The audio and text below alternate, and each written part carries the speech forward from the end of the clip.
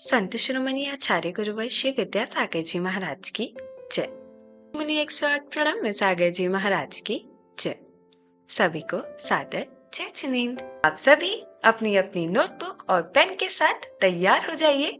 हम शुरू करेंगे जैन धर्म के सिद्धांतों का सार रूप आचार्य उमा स्वामी देव विरचित श्री तत्वार स्तोत्र जी ग्रंथराज की कक्षाएं पूज्य मुनिश्री की वाणी में।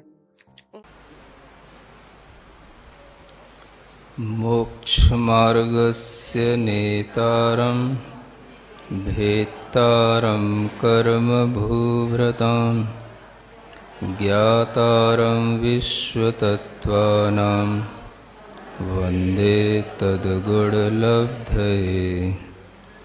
देवादिदेव आदिम तीर्थंकर श्री ऋषभनाथ भगवान की, वर्तमान शासन नायक श्री वर्धमान महावीर भगवान की, परम पूज्य आचार्य गुरुवर श्री विद्यासागर जी महाराज की, आचार्य गृद्धपिच्छ महाराज द्वारा विरचित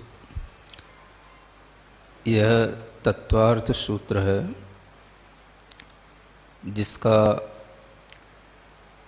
कम से कम नाम तो सभी लोग सुने ही हुए हैं। जिस तत्वार्थ सूत्र में 10 अध्याय हैं और सब मिलाकर के लगभग 357 सूत्र हैं। पहला अध्याय जिसमें कि 33 सूत्र हैं, इसी के विषय में इस बार के पर्युषण में इन्हीं सूत्रों पर चर्चा की जाएगी।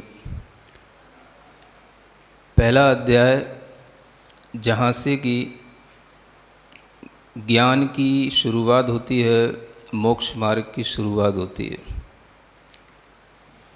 और इस प्रथम अध्याय का जो प्रथम सूत्र है वह सम्यक दर्शन ज्ञान चारित्राणि मोक्ष मार्ग यह कहा गया है। सम्यक दर्शन, सम्यक ज्ञान और सम्यक चारित्र, ये तीनों मिलकर मोक्ष का मार्ग बनता है। यह मोक्ष मार्ग से इस तत्वार्थ सूत्र का प्रारंभ होता है। गृद्धपिच्छ आचार्य ने इस तत्वार्थ सूत्र का लेखन किया है, उनकी यह रचना मानी जाती है। कुछ लोगों का ये कहना है कि गृद्धपिच्छ आचार्य और उमा स्वामी आचार्य ये दोनों अलग अलग हैं, लेकिन इतिहास से यह बात भी सिद्ध हुई है कि गृद्धपिच्छ आचार्य और उमा स्वामी महाराज एक ही हैं। फिर भी यदि हम पूर्व साहित्य में, जो प्रामाणिक साहित्य है, उसमें यदि हम आचार्यों के द्वारा इस तत्वार्थ सूत्र ग्रंथ का जहाँ कहीं पर भी रेफरेंस दिया जाता है, उसको यदि हम ध्यान में रखते हुए सुनते हैं, देखते हैं, तो विद्वानों ने इस बात को खोजा है कि तत्वार्थ सूत्र के कर्ता आचार्य गृद्धपिच्छ महाराज हैं। गृद्धपिच्छ यह नाम ही पूर्व आचार्यों के द्वारा लिया गया है। श्री सठखंडागम ग्रंथ की जो धवला टीका है, उसमें आचार्य वीरसेन महाराज ने गृद्धपिच्छ नाम ही लिया है। अह गिद्धपिच्छ पयासिद तच्चत्थ सुक्ते वर्तना परिणाम क्रिया परत्वा परत्वे च कालस्य इति दब्ब काल परुणा कदा। ये धवला टीका के वाक्य हैं। यानी वहाँ पर उन्होंने आचार्य उमा स्वामी ये नाम नहीं लिया, गृद्धपिच्छ आचार्य के द्वारा प्रकाशित प्रतिपादित यह तत्वार्थ सूत्र है, ऐसा उन्होंने कहा। फिर एक आचार्य हुए आचार्य विद्यानंदी महाराज, जो ईसा की 7वीं शताब्दी के महाराज हैं। उन्होंने भी गृद्धपिच्छ आचार्य ऐसा नाम लिखा। तत्वार्थ श्लोक वार्तिक ग्रंथ है, जो इसी तत्वार्थ सूत्र की एक बहुत बड़ी टीका है। उन आचार्य विद्यानंदी महाराज ने एतेन गृद्धपिच्छाचार्य पर्यंत मुनि सूत्रेण, इस तरह से करके जो वाक्य लिखा है उससे भी यही सिद्ध हुआ कि उन्होंने भी तत्वार्थ सूत्र के कर्ता का नाम गृद्धपिच्छ माना है। और फिर एक वादिराज मुनि महाराज हुए, जिन्होंने भी बहुत से स्तोत्र लिखे हैं, न्याय ग्रंथों की भी टीकाएँ की हैं। और एक स्तोत्र जिनका प्रसिद्ध है एक ही भाव स्तोत्र, उन्होंने भी गृद्धपिच्छ यह नाम ही लिया है। ऐसे पूर्व आचार्यों के द्वारा लिए गए नामों को ध्यान में रखते हुए हमें भी यही समझना है कि तत्वार्थ सूत्र के कर्ता का नाम गृद्धपिच्छ यह मुख्यता से लिया जाता है। उमा स्वामी यह नाम भी मिलता है, और यह नाम गृद्धपिच्छ का एक विशेष्य के रूप में है। गृद्धपिच्छ उसका विशेषण बना दिया जाता है। लेकिन वस्तुतः अगर हम देखें तो जो पूर्व आचार्यों ने तत्वार्थ सूत्रकर्ता का नाम लिया है वह गृद्धपिच्छ ही लिया है। यह हमें ध्यान में रखना है। इतनी बात को ध्यान में रखते हुए अब हम सूत्र पर कुछ विचार करेंगे। सूत्र में मोक्ष मार्ग बताया जा रहा है। सबसे पहला सूत्र है प्रथम अध्याय का, और उसमें सर्वप्रथम चर्चा की कि हम आपको मोक्ष का मार्ग बताने वाले हैं।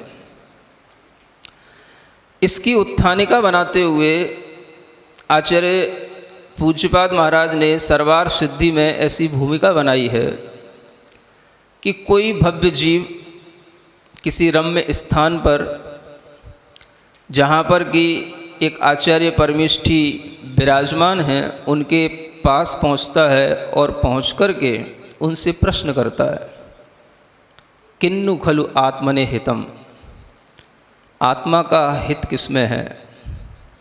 तो वो कहते हैं मोक्ष, मोक्ष में ही आत्मा का हित है।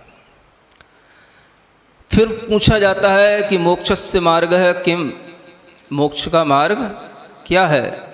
तो वह बताना शुरू करते हैं कि ये सम्यक दर्शन ज्ञान चारित्राणी मोक्ष मार्ग है।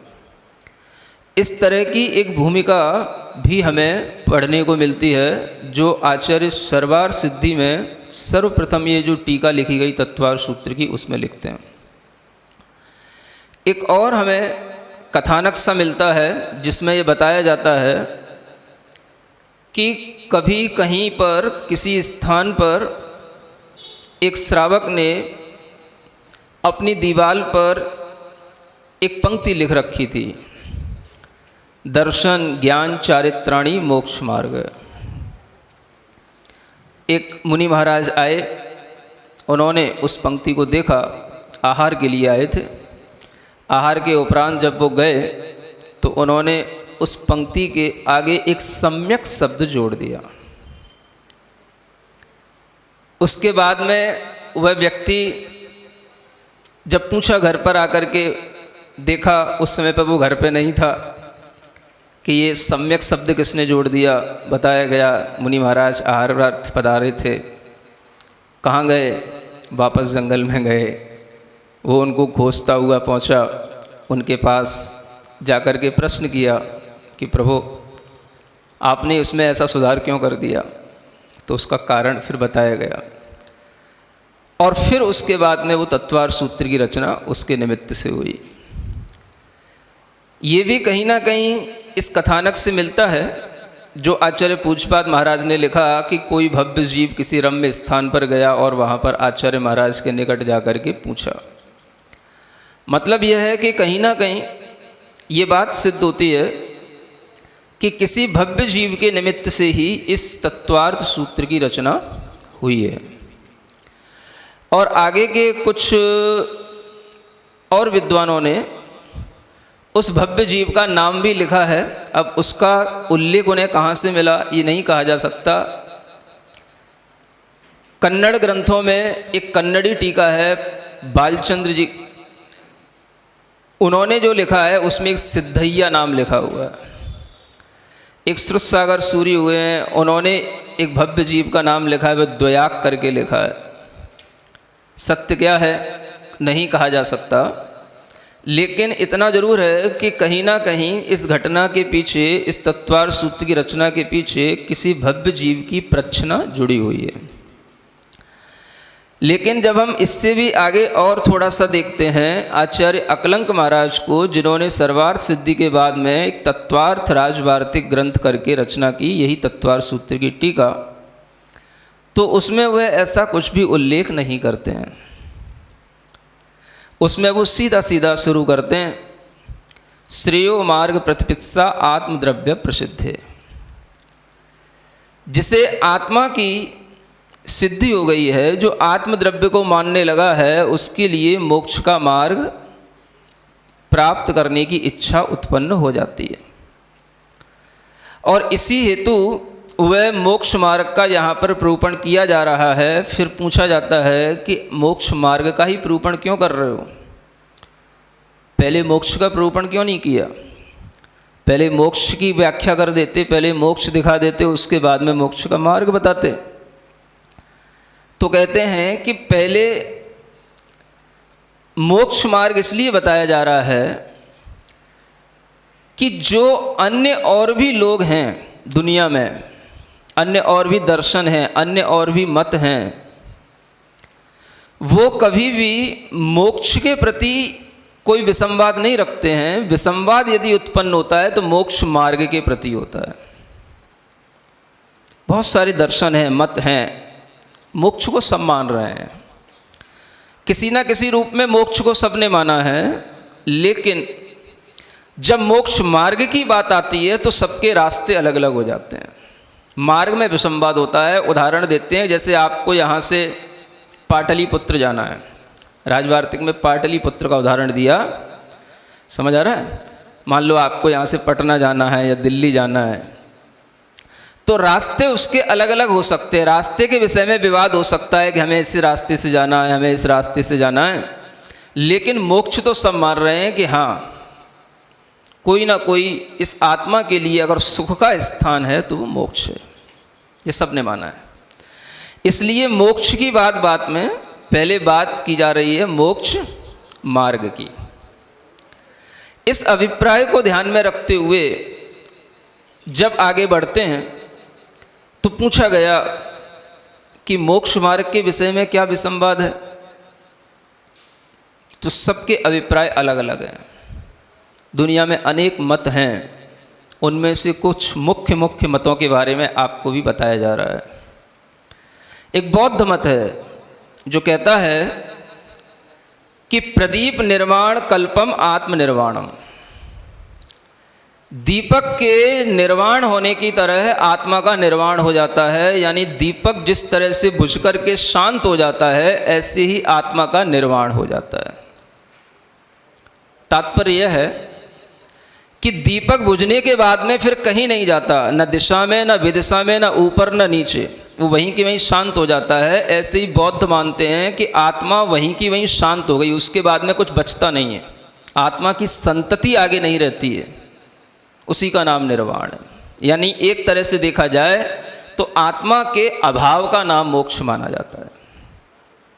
हमें समझना चाहिए सबके अभिप्रायों को, तब आपको समझ में आएगा कि जैन दर्शन में क्या विशेषता है अन्य दर्शनों की अपेक्षा से। जो बड़े बड़े मत हैं जो आज भी प्रचलित हैं, उनमें किस तरह से मोक्ष की अवधारणा है और किस तरह से वो मोक्ष मानते हैं, अगर हम उसको समझेंगे तो हमें पता पड़ेगा कि ये सिर्फ कल्पनाएं हैं, वास्तविकता से परे हैं। आत्मा का एक तरह से शांत हो जाना, आत्मा की संतति कुछ होना ही नहीं, आत्मा का कोई उस समय पर फिर अस्तित्व बचना ही नहीं। जैसे दीपक बुझ गया, अब कुछ नहीं बचा, उसी तरीके से आत्मा का हो जाने का नाम मोक्ष है। आपके दिमाग में आ रहा है? बौद्ध मत सही है कि नहीं? कोई तर्क वितर्क करने की ज़रूरत है? अगर आपके दिमाग खुले हुए होंगे तो थोड़ा सा अपने आप ही आपको लगने लगेगा कि ये कल्पना ही असत है। असत का मतलब बात तो कही गई लेकिन बात में कुछ दम नहीं है। ऐसा अगर मोक्ष होगा तो उस मोक्ष में भला क्या मिलेगा? जहां हम इतने हाथ पैर पटक रहे हैं मोक्ष जाने के लिए, और मोक्ष जाने के बावजूद भी उस आत्मा का भी कोई संतति नहीं रही, उसकी कोई भी स्थिति नहीं रही, तो ऐसे मोक्ष से भला क्या होने वाला है? तो ये बौद्ध मत है। एक सांख्य मत है जो बहुत कुछ आज जो हिंदू मत है ये सांख्य मत ही कहलाता है एक तरीके से देखा जाए। और हिंदू मत में कई सारी शाखाएं हैं, सांख्य हैं, वैशेषिक हैं, मीमांसक हैं, योग हैं, और इन सबके भी अपने अलग अलग अवधारणाएं हैं। हिंदू भी एक मत नहीं है, अनेक अनेक तरह की हिंदू शाखाओं में कई तरीके की ब्रांचेज हैं। उनमें एक सांख्य मत माना जाता है और वो कहता है कि आत्मा का भी निर्माण होता है, और वो निर्माण किस तरह से होता है? ऐसे मान के चलो, जैसे आपको स्वप्न आते हैं तो स्वप्न में आपके अंदर किसी भी प्रकार का कोई विवेक नहीं रहता है। इसी तरीके से निर्वाण में जो चेतना है उसकी कोई अभिव्यक्ति नहीं होती है कि मैं क्या हूं क्या नहीं हूं, कोई अभिव्यक्ति नहीं होती है। माने कि वहां पर आपको उस चेतना को उस मोक्ष में किसी भी तरह का कोई भी ज्ञेय का ज्ञान नहीं होगा, किसी भी पदार्थ का ज्ञान नहीं होगा, अनभिव्यक्त चेतना होगी वहां पर जब आपको मोक्ष होगा। तो अब देखो, एक योग दर्शन है जो कहता है आत्मा कैसी है? चैतन्य स्वरूप है। सांख्य भी कहता है आत्मा चैतन्य रूप है, लेकिन चेतना कैसी है? तो वह चेतना को चेतना तो मानते हैं, लेकिन चेतना में ज्ञान है ऐसा नहीं मानते हैं। ज्ञान तो उस चेतना में कहीं दूसरी जगह से आकर के चिपक जाता है, जिसे कहा जाता है एक पुरुष और एक प्रकृति। इन दोनों के संयोग से उस चेतना में ज्ञान की प्राप्ति होती है। तो जब मोक्ष होगा तो ज्ञान नहीं रहेगा, किसी भी प्रकार के ज्ञेय माने जो जानने योग्य पदार्थ हैं, उन पदार्थों का आपके चेतना में किसी भी तरीके का ज्ञान नहीं रहेगा मोक्ष में। सुन रहे हैं? ऐसा मोक्ष पसंद है आपको? सुन लो। ज़्यादा न्याय ग्रंथ पढ़ के और बहुत सारा दर्शन शास्त्र पढ़ के भी, तर्क वितर्क करके भी, इन मतों का खंडन करके क्या मिलेगा? अगर हम थोड़ा सा अपने दिमाग से ये सोचने लग जाएं कि हमें कौन सा मोक्ष पसंद है, तो मैं आपको 2-4 तरीके की मोक्ष की दुकानें दिखा रहा हूँ। समझा रहा है? मतलब दुकान में 2-4 तरीके के माल दिखा रहा हूँ, और जौन सा आपको पसंद आया उस दुकान को आप ले लेना, उस दुकान पे से उस माल को ले लेना। समझ आ रहा है? तो एक सांख्यों का मोक्ष है जिसमें जैसे हम स्वप्न में बिल्कुल विवेक से रहित होते हैं, समझ आ रहा है, निद्रा में हमारी चेतना की कोई अभिव्यक्ति नहीं होती है, उसी तरीके से मोक्ष में बिल्कुल ज्ञान से रहित हो जाते हैं, ऐसा मानते हैं। अगर आप भी ऐसा ही मोक्ष चाह रहे हो तो फिर आप जैन धर्म छोड़ करके सांख्य मत को अपना लेना, जौन सा आपको मोक्ष अच्छा लगे। समझ आ रहा है? सब आपको दिखाया जा रहा है माल क्या क्या है दुनिया में। एक और मत है जिसका नाम है वैशेषिक दर्शन। कौन सा दर्शन है? ये भी एक मत है। कभी कभार सुन भी लिया करो कुछ, हमेशा अपने ही मूड में मत रहा करो। माइंड सेट करके तो नहीं बैठे हो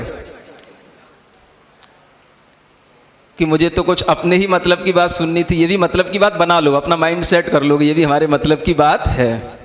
ठीक है ना? हाँ। तो एक वैशेषिक दर्शन है, क्या कहता है?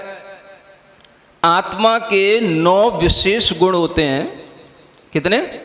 9। और उन विशेष आत्मा के गुणों का विच्छेद हो जाता है, अभाव हो जाता है, तो उसका नाम है मोक्ष। बुद्धि, सुख, दुख, इच्छा, द्वेष, प्रयत्न, धर्म, अधर्म, संस्कार, ये आत्मा के 9 गुण हैं। जब इन आत्मा के गुणों का आत्मा से अभाव हो जाएगा तो मोक्ष हो जाएगा, यानी आत्मा में बुद्धि नहीं रहेगी। वो भी ये मानता है कि बुद्धि आत्मा में अलग से आई है, आत्मा का स्वभाव नहीं है बुद्धि, सुख भी नहीं है आत्मा में, कुछ भी नहीं है आत्मा में। और जो आत्मा के विशेष गुण हैं उनका अभाव होना है, माने विशेष गुणों का अभाव होने के बाद में जो आत्मा बचेगी उसका नाम मोक्ष है। आप सोचें, विचार करें कि कोई भी वस्तु जो होती है अगर उसकी हम विशेष गुणों का अभाव कर देंगे तो वस्तु ही नहीं बचती है, क्योंकि कोई भी पदार्थ में विशेष भी होगा तो सामान्य होगा। विशेष कभी भी सामान्य के बिना नहीं होता और सामान्य कभी भी विशेष के बिना रह नहीं सकता। तो विशेषता से रहित कोई भी वस्तु सामान्य रूप में भी रह नहीं सकती है। समझ में आ रहा है? कुल मिलाकर के हमें तो ऐसा लगता है जितने भी लोगों ने मोक्ष माना है सबने मोक्ष में ज्ञान नहीं माना है। ज्ञेय का ज्ञान आत्मा में और ज्यादा हो जाता है ऐसा नहीं माना है। और सबने जो भी मोक्ष माना है उसमें एक ऐसी अवस्था मान ली है कि जिसमें हमें कुछ आत्मा की अभिव्यक्ति होती सी नहीं है। समझ आ रहा है? इस अवस्था का नाम मोक्ष कहा जा रहा है। बुद्धि से रहित, ज्ञेयों के आकार के ज्ञान से रहित शून्य अवस्था का नाम मोक्ष मानते हैं लोग। सुन रहे हैं? लेकिन आपके यहाँ मोक्ष कैसा है? जैनों के यहाँ मोक्ष कैसा है? हैं? बहुत ही विशिष्ट है। लड्डू सरीखा मीठा है, जब भी तो लड्डू चढ़ाते हैं किसी का मोक्ष हो जाता है तो हैं? भरा हुआ है लड्डू की तरह, आत्मा के गुणों से भरा हुआ है, ज्ञान से भरा हुआ है। यानी आत्मा का मोक्ष होने पर ज्ञान तो और कई गुना बढ़ जाता है, और ये जो हमारा सामान्य ज्ञान है इससे भी विशिष्ट ज्ञान हो जाता है। और उस ज्ञान में सारा लोक झलकता है, अलोक झलकता है। ऐसा विशिष्ट ज्ञान उस आत्मा के अंदर आता है, उसका नाम मोक्ष है। सुन रहे हो? सुन भी लो और सुना भी देना दूसरों को। जो अपने अपने तरीके का मोक्ष माने बैठे हैं दुनिया में, उनसे कह देना कि तुम्हें कौन सा मोक्ष अच्छा लग रहा है। इस तरह की जानकारी भी होना जरूरी है, शायद किसी का मन बन जाए। किसी बच्चे को भी ये बात अच्छी लग सकती है, हा? कोई भी पढ़े लिखे व्यक्ति को बात अच्छी लग सकती है कि मोक्ष में वास्तव में क्या होना चाहिए। न मोक्ष में ज्ञान का अभाव हो जाता है, न मोक्ष में अस्तित्व का अभाव हो जाता है, न मोक्ष में सुख का अभाव हो जाता है, बल्कि ये चीजें तो और ज्यादा अभिव्यक्त हो जाती हैं। ज्ञान केवल ज्ञान बन जाता है, सुख अनंत सुख के रूप में हो जाता है। तो मोक्ष में जहां पर आत्मा का अस्तित्व इस रूप में हो, ऐसे मोक्ष की यदि इच्छा हो, ऐसे मोक्ष के अनंत सुख की इच्छा हो, जो मोक्ष में मिलने वाला सुख है वो बिल्कुल अनाकुल सुख है, निराकुल सुख है, ऐसे निराकुल सुख की इच्छा हो तो कोई मोक्ष मार्ग बताया जाए।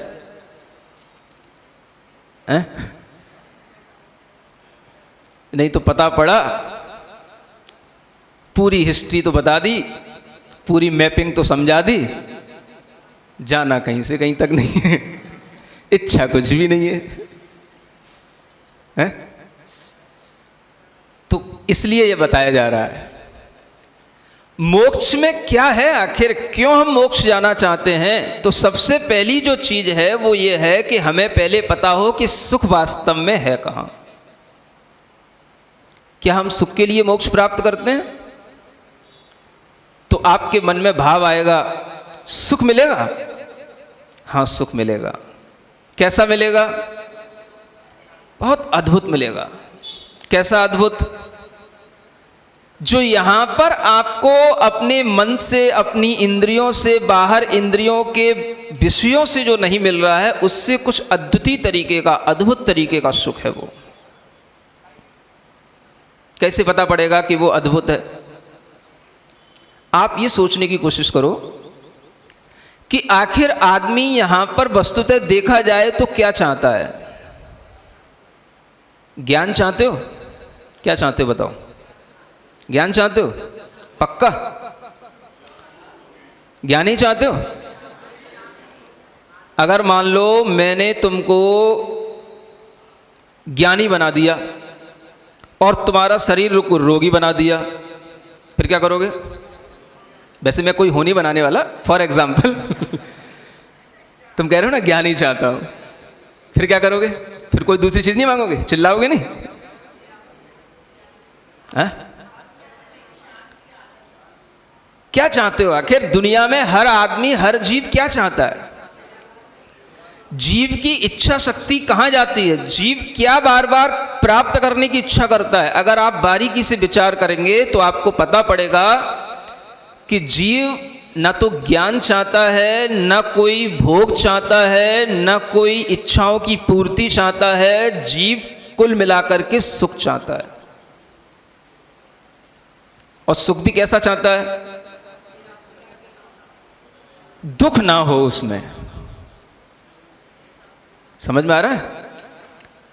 जीव की परिभाषा ही यही है, संसारी जीव की परिभाषा है, दुखाद विवेस्ति सुखम अभिवांछति।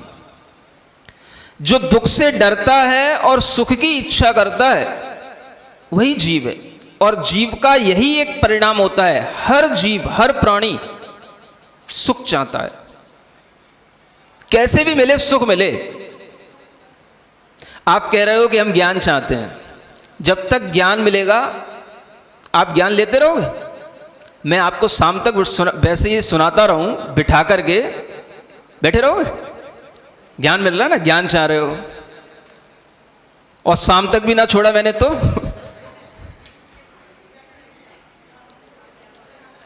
कुछ नहीं चाहोगे, फिर ना सोना चाहोगे, ना उठना चाहोगे, ना कुछ खाना चाहोगे, कुछ नहीं चाहोगे। ज्ञान चाहना है। बोलने से पहले सोचा करो क्या चाह रहे हैं। समझ आ रहा है? ज्ञान भी तब तक जब तक कि उस ज्ञान से हमें सुख मिल रहा है या ज्ञान से हमें कोई सुख की इच्छा पैदा की जा रही हो, तब तक वो ज्ञान अच्छा है। लेकिन जैसे ही हमारे बैठने, उठने, खाने, पीने, सोने, इन सब क्रियाओं में जैसे ही हमें उनकी याद आएगी तो हमारा सब ज्ञान व्यान अलग धरा रह जाएगा। समझ आ रहा है? इसलिए ज्ञान की भी कोई इच्छा नहीं करता है। ओम अरहम नमः। आज की कक्षा का एक क्विक रिवीजन कर लेते हैं। आज हमने जाना कि तत्वास सूत्र को मोक्ष शास्त्र भी कहते हैं। इसमें 10 अध्याय और 357 सूत्र हैं।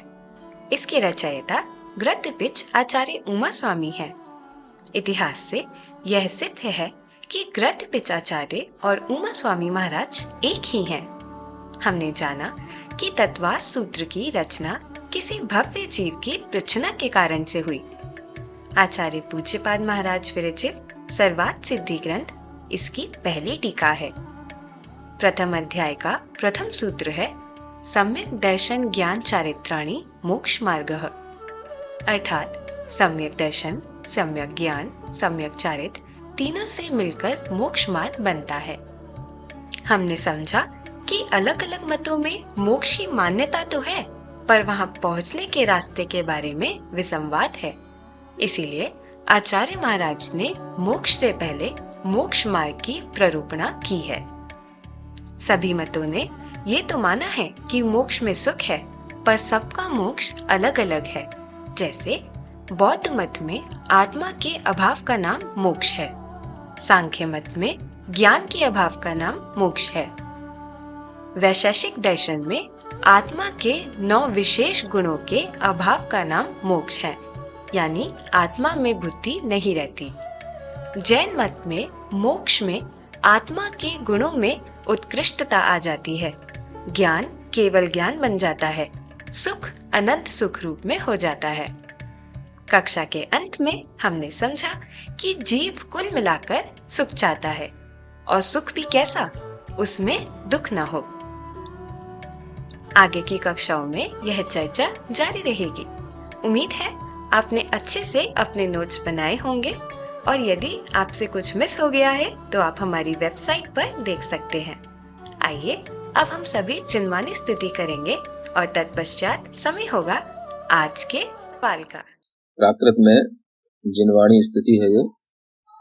सिरिजिणवाणी जग कल्याणी जग जन मदतम मोह हरि जनमण हारी गढ़हर हारी जन्म जरा भव रोग हरि तिथिय राणम दिव्य झुणिम जो पड़ई सुणई मई ये धारई राणम सौख मणंतम धरिय सासद मोक्ष पदम पावई।